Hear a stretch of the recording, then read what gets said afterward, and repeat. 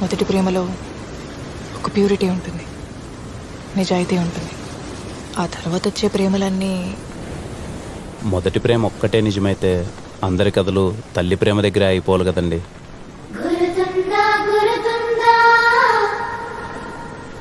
అమ్మే కదండి మనందరి ఫస్ట్ లవ్. చరిత్రలో ఎన్నో గొప్ప ప్రేమ కథలు ఉన్నాయి. వాళ్ళందరికీ ఏవి మొదటి ప్రేమలు అయితే కాదు కదా. ఫస్ట్ లవ్ ఫెయిల్ అయిందంటే బెస్ట్ లవ్ ఎక్కడో మొదలవుతుందని.